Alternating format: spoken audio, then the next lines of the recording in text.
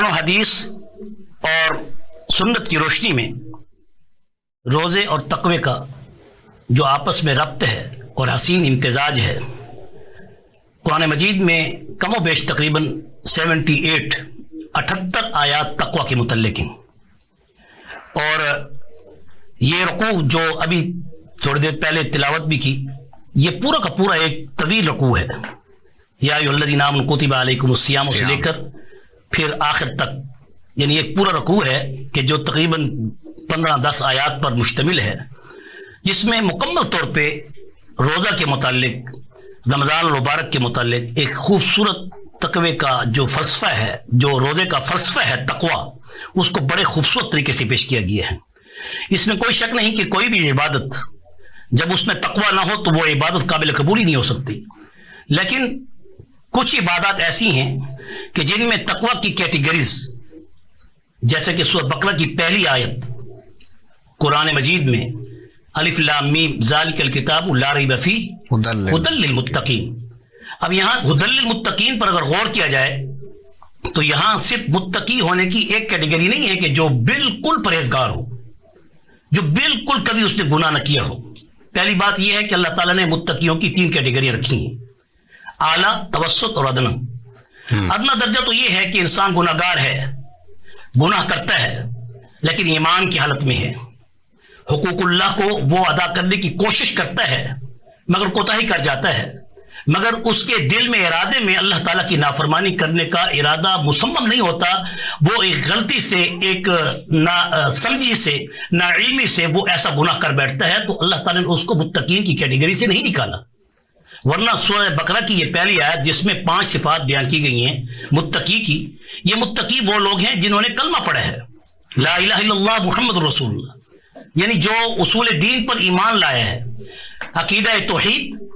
عقیدہ ختم نبوت، عقیدہ آخرت، اس کے ساتھ پھر کتابوں پر، ملائک پر جو کہ ایمان کی جو ضروریات ہیں، جو خصوصیات ہیں، اس پر اس نے ایمان رکھا ہے، وہ متقی ہی کہلاتا ہے۔ متقی کی کیٹیگری سے وہ خارج نہیں ہے، وہ مسلمان بھی، وہ مومن بھی، اگرچہ مسلمانوں میں اور مسلم میں، مومن میں اور متقی میں فرق ضرور ہے کہ مسلمان صرف اقرار باللسان اور مومن وہ ہے جو تصدیق بالقلب،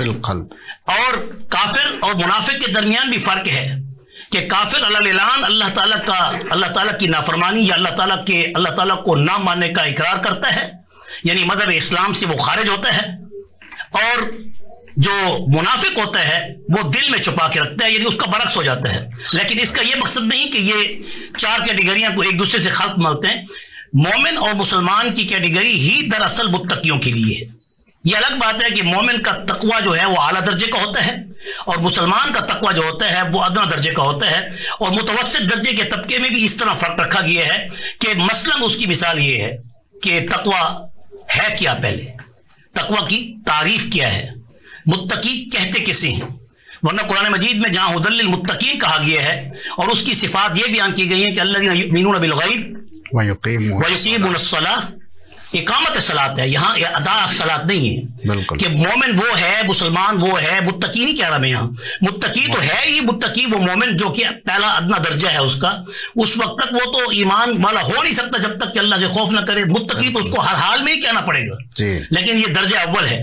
کہ الذین یؤمنون بالغیب، ایک تو غیب پر ایمان لائے گا، جو اللہ تعالیٰ نے جنت، جہنم، آخرت اور پھر اس نے نظام کائنات میں برزخ یہ وغیرہ، اس پر ایمان رکھنا، فرشتوں پر ایمان، جنات پر ایمان، یہ کتابوں، پچھلی کتابوں پر ایمان۔ پھر یؤمنون بالغیب ویقیمون الصلاۃ، یہاں بڑا ہی عظیم نقطہ ہے ان لوگوں کے لیے کہ جو نماز کو ادا کرتے ہیں مگر جماعت سے ادا نہیں کرتے۔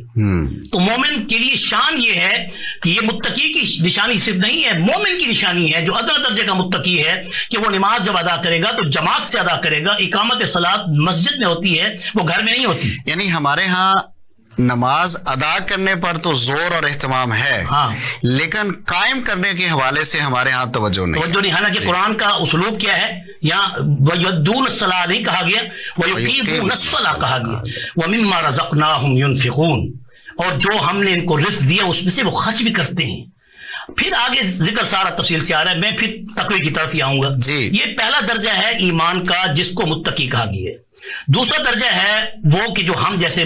ایمان والے کہ جو ایمان کی حالت میں حقوق اللہ کو بھی پورا کرتے ہوں اور حقوق العباد کو بھی پورا کرتے ہوں. اب وہ بہت لمبا ٹاپک ہے حقوق اللہ کا حقوق العباد کا, کہ ان کو پورا کرنے کی وہ حد الوسع پوری کوشش کرتے ہیں. یہ دوسرا درجہ متوسط درجہ متقیوں کا ہے, اور تیسرا درجہ وہ پھر اعلیٰ درجے کا متقی اس کو کہتے ہیں کہ جس نے خلوت میں بھی اللہ سے خوف کھایا ہو اور جلوت میں بھی اللہ سے خوف کھاتا ہو. یہ نہیں کہ اسٹیج پر یا عوام الناس میں ایک عالم ہو یا ایک قاری ہو یا ایک حافظ ہو یا ایک عام انسان ہو یا صوفی ہو یا تبلیغی ہو, وہ لوگوں کے سامنے تو بہت ہی اپنے آپ کو نیک و متقی پیش کرے اور ورع و تقوی اپنا ظاہر کرے, مگر حقیقتاً جب وہ خالی ہو, جب خلا ہو, الگ ہو لوگوں سے, تو پھر اس کے بعد وہ اللہ سے نہ ڈرے اور پھر تنہائی میں وہ اللہ کو یہ نہ سمجھے کہ مجھے اللہ دیکھ رہا ہے. یہ تقوی کی 3 کیٹیگری ہیں عام لوگوں کے لیے. اب اس تقوی کے مقام میں جو سب سے اعلیٰ درجے کی کیٹیگری صحابہ کی, اولئک الذین امتحن اللہ قلوبہم للتقوی, یہ قرآن کی آیات بھی ساتھ ساتھ آ رہی ہیں کہ جو آپ ذکر کر رہے تھے کہ کتنی آیات ہیں کیسی ہیں. تو اللہ تعالیٰ نے کہا ہے کہ سب سے زیادہ تقوی کے مقام پر جس کا ہم نے امتحان لے لیا ہے وہ تو صحابہ کی جماعت ہے. اولئک الذین امتحن اللہ قلوبہم للتقوی, اور ان کے لیے لہم مغفرہ ورزق کریم, ان کے لیے تو فیصلہ ہو چکا ہے دنیا کے اندر. اب ان سے اگر کوئی گناہ بھی ہوں گے, اگر سرزنش بھی ہوں گی, اگر کوتاہیاں بھی ہوں گی, تو اللہ تعالیٰ ان کو اپنے فضل سے معاف کر دیں گے. ایک تو درجہ یہ ہوگی. پھر مقام تقوی میں مقام پھر رضا ہے. مقام رضا پھر ان صحابہ کا ہے کہ جن کے بارے میں اللہ رب العزت نے مصمم طور پر یعنی متیقن طور پر, جس کو حق الیقین کہتے ہیں, جیسے کہ عین الیقین ہے, حق الیقین ہے, علم الیقین ہے, یہ 3 درجے ہیں یقین کے. ان 3 درجوں میں حق الیقین جو ہے پھر ان صحابہ کے بارے میں ہے جن کو اللہ کے پاک پیغمبر صلی اللہ علیہ وسلم نے رضی اللہ عنہ ورضوا عنہ کا خطاب دیا ہے. اب اس کے بعد پھر مقام تقوی کے بعد پھر مقام رضا ہے, یہ جو صحابہ کے لیے خاص ہے. پھر مقام احسان ہے. اسی مقام احسان کو تقوی کی اصل تعریف کہتے ہیں, اور یہی وہ تعریف ہے کہ جو ہر مسلمان اگر وہ سوچے کہ میں نے کیا اس تعریف کو سمجھا ہے, اگر وہ سمجھا ہے تو حضور نبی کریم رؤوف الرحیم صلی اللہ علیہ وسلم نے صحابہ کرام رضوان اللہ اجمعین سے یہ کہا کہ ایمان کے جو درجے ہیں وہ بتا کر کہا کہ من الاحسان ان تعبد اللہ کأنک تراہ فإن لم تکن تراہ فإنہ یراک. یہ درجہ ہے مومنین کی صفات اعلیٰ ہونے کا کہ جس مومن کے مسلمان کے دل میں اتنا خوف ہو کہ یا تو وہ اپنی آنکھوں سے نور تقوی, نور ایمان, نور بصیرت سے وہ اپنے رب پر نظر رکھتا ہو. وہ تو بہت بڑا مقام ہے اولیاء کا, ورنہ کم سے کم مقام یہ ہے کہ کم سے کم اللہ رب العزت اس کو ضرور دیکھ رہا ہے. اس کو کہتے ہیں تقوی. تقوی کے بنیادی معنی بھی یہی ہیں کہ خوف و خشیت, اور خوف و خشیت کا مقام خود رسول اللہ صلی اللہ علیہ وسلم نے متعین فرما کے اشارہ کرتے ہوئے حدیث بخاری میں کہ ہاں ہونا تقوی و اشار الی صدری, کہ آپ صلی اللہ علیہ وسلم نے اپنے دل کی طرف اشارہ کر کے بتایا کہ دیکھو تقوی کا مکان اور مقام کیا ہے, وہ دل ہے. دل ہے. الا ان القلوب تسطع کما یسطع الحدید, یہ دل جو ہے یہ اس کو پاک کریں, اس کو صاف کریں. یہ 11 مہینے گناہوں میں اور حقوق العباد تلف کرنے میں اور اس طرح ہم زیادتیاں کرنے میں, یا پھر ظاہری طور پر تو بہت متقی ہو کے رہا, لیکن اب اس کے بعد اس کی زندگی جو تقوی کی اصل تھی, جو باطنی تھی, اس کو اللہ تعالیٰ نے روزے کی اس باطنی اس عبادت سے اس کو مزین کرنے کے لیے اس کے اوپر روزوں کو فرض کیا ہے کہ جیسے روزہ رکھنے والے کا علم کسی کو نہیں ہو سکتا جب تک کہ وہ خود نہ بتائے, ایسے ہی یہ راز اللہ اور اس پہ بندے کے درمیان بھی ایسا ہے کہ اس روزے کے رکھنے سے وہ اپنی قلبی اصلاح کرے. اب تک 11 مہینے اگر اس نے بہت کچھ کیا, اب اس کے بعد اس مہینے میں اپنے دل کی صفائی کرے, اور اس دل کی صفائی کے لیے اللہ کے پاک پیغمبر صلی اللہ علیہ وسلم نے اس کو قرآن کی مسلسل تلاوت کا حکم کیا ہے. یہ تو وہ ہیں جو عبادات ہیں. اس لیے اس پورے رکوع کے اندر آپ غور کریں حضرت قبلہ ڈاکٹر صاحب کہ اس میں اللہ تعالیٰ نے جہاں اللہ تعالیٰ نے روزوں کا ذکر کیا ہے وہاں شہر رمضان کا بھی ذکر کیا ہے کہ شہر رمضان الذی انزل فیہ القرآن, تو اب یہ ایک ایسا ایک بہترین حسین امتزاج ہے کہ اگر ایک شخص کی ظاہری تقوی کی حیثیت تو درست ہے، لوگوں کے سامنے وہ ایک بہت اچھا ورع و تقوی والا ہے، لیکن وہ حقوق العباد میں کوڑا ہے، وہ دل کے اندر تکبر رکھتا ہے، وہ دل میں لوگوں سے نفرت کرتا ہے، خیر الناس من ينفع الناس والا اس کے اندر کوئی بہتری والا پہلو اس کے اندر نہیں ہے، اور پھر اثار کے جذبے سے خالی ہے، حتیٰ کہ حقوق العباد میں وہ اپنے بیٹیوں کے بھی حقوق کھا جاتا ہے، بیٹوں کے حقوق میں بھی وہ اوپر نیچے کر جاتا ہے. تو اسے چاہیے کہ روزہ رکھنے سے پہلے کیا وہ ان تمام باتوں سے پاک اپنے آپ کو کر چکا ہے؟ اگر وہ اپنے آپ کو ان باتوں سے پاک کر چکا ہے، سود کھانے سے، یہ سود استحصال ہے نا ایک معیشت کا اور غریبوں کا، کہ کیا اس نے غریبوں کی ہمدردی کے لیے ان کو قرض دیے ہیں، اور قرض وہ ہوتا ہے جو حسنہ ہوتا ہے، جس میں تنگ نہیں کیا جاتا، اس پر پلنٹی نہیں لگائی جاتی، اس پر جرمانہ نہیں لگایا جاتا، اور اس کی مدت طے ہونے کے باوجود اگر ایفاء عہد نہ ہو سکے تو اس کے بعد اس کو فَإِن كَانَ ذُو عُسْرَةٍ فَنَظِرَةٌ إِلَىٰ مَيْسَرَةٍ. کیا اس مہینے میں کیا اس کے دل کے اندر یہ چیزیں ختم ہوئی ہیں؟ کیا روزہ رکھنے سے پہلے اس نے سود سے توبہ کی ہے؟ کیا روزہ رکھنے سے پہلے اس نے اپنی بیٹیوں کے حقوق پورے کیے ہیں؟ کیا روزہ رکھنے سے پہلے اس نے جو کسی کے ساتھ دل جس کا دکھایا ہے، یا جس کے ساتھ اس نے زیادتی کی ہے، جس کے ساتھ اس نے گالی گلوچ کی ہے، اس سے توبہ اور معافی بھی مانگی ہے؟ کیا اس نے غیبت بھی چھوڑی ہے؟ اس لیے تو رسول اللہ صلی اللہ علیہ وسلم کا فرمان ہے کہ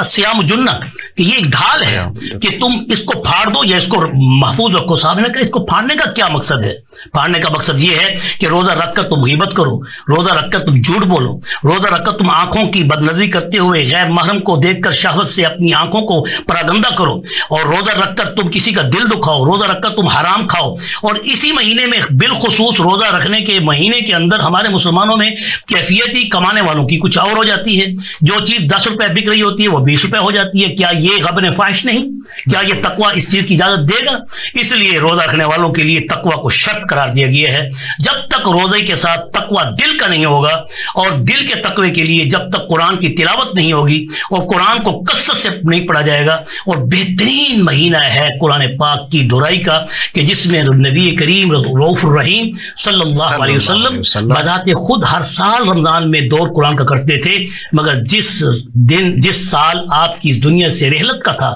اس رحلت کے سال میں جبریل امین نے 2 مرتبہ قرآن کا دور کیا ہے.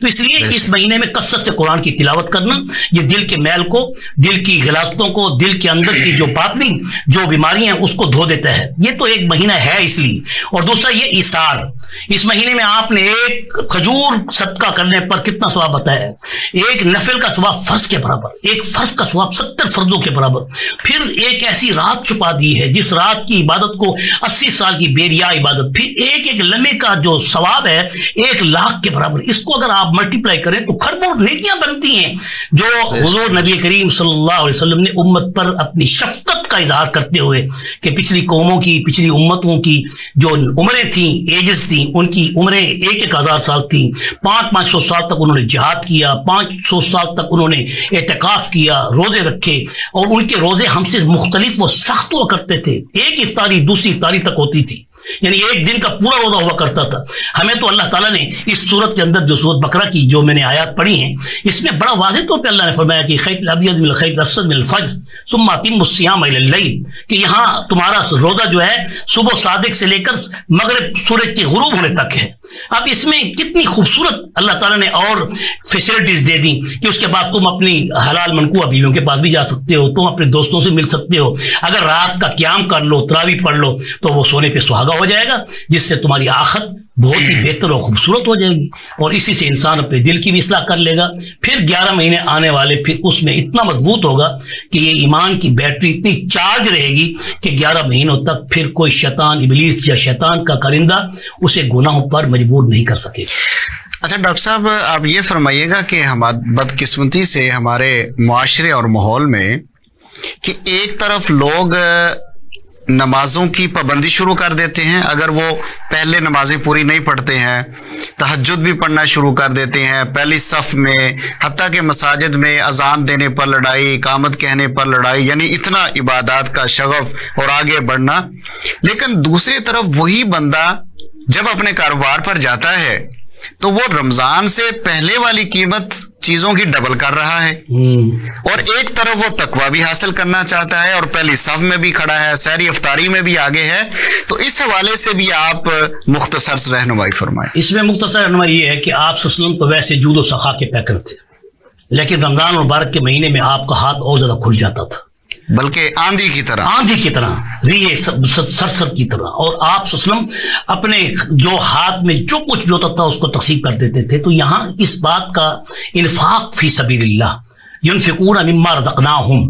ہمیں چاہیے کہ ہمیں ان اہل ثروت لوگوں کو اور ان کاروباری لوگوں کو کہ جو 11 مہینے کمانے میں جس طریقے سے وہ کما رہے ہوتے ہیں، انہیں تو چاہیے کہ اس مہینے میں کم سے کم اپنی ایمان کی گراف کو بڑھانے کی خاطر، اپنے تقوی کو مضبوط کرنے کی خاطر، اگر نہ صحیح اس مہینے میں تم یہ ایک مہینہ تو ایسے سمجھتے ہیں جیسا کہ 11 مہینوں کی کمائی انہوں نے ایک مہینے کے اندر کر لی ہے، لیکن انہیں یہ بتا دوں کہ اللہ تعالیٰ نے رزق لکھ رکھا ہے. اگر یہ بات ان کو معلوم ہو جائے تو پھر انہیں اس مہینے میں زیادہ کمانے کے چکر میں ان کا دماغ خراب نہیں ہوگا. بالکل. ان الا ان نفس لن تموت حتى تستقبل رزقها واتقوا الله واجملوا في الطلب وتوکلوا علیہ. اللہ تعالیٰ نے 2 چیزیں لکھ دی ہیں کہ رزق کی جو تعین ہے، جو اس کی جو لمٹ ہے وہ اللہ لکھ دی ہے. جس کو 10 کروڑ دینا ہے 10 کروڑ دے کے ہی اس کو مارے گا. ان نفس لن تموت، اس وقت تک اس کو ہرگزاً موت نہیں آئے گی جب تک کہ اس کے سانس کے اندر ایک سانس بھی باقی ہوگا یا کوئی قطرہ اس کے پیٹ میں ڈالنا ہوگا تو نلیوں کے ذریعے اس کے پیٹ میں ڈال کر جب تک وہ قطرہ وہ دانہ اس کے پیٹ میں نہیں جائے گا اس وقت تک اس کو موت نہیں آئے گی. جب یہ یقین اور توکل اگر ہمیں ہو جائے تو میرے خیال میں یہ اس مہینے میں جو ذخیرہ اندوز یا پھر جو قیمتوں کو بڑھا کر امت کو پریشان کرتے ہیں، ان کو یہ سمجھ آ جائے گی کہ رزق کی تعین تو پہلے سے ہو چکی ہے. فرق اتنا ہے کہ اگر رزق تم حلال سے کماؤ گے بھی اتنا ملے گا، اگر حرام سے کماؤ گے بھی اتنا ملے گا، لیکن حرام پر پوچھ گچھ ہوگی، حلال پر پوچھ گچھ نہیں ہوگی. ملنا اتنا ہے جتنا کہ تمہیں اللہ نے لکھ دیا ہے تمہاری تقدیر کے اندر. تو اس لیے اس توکل اور اس اعتماد کو اجاگر کرنے کے لیے ان لوگوں سے درخواست ہے کہ وہ اپنے آپ کو مسجد کی طرف رخ کریں اور وہاں بیٹھ کر اللہ تعالیٰ کے سامنے مراقبہ کریں، ڈریں، خوف کریں اور استغفار کریں.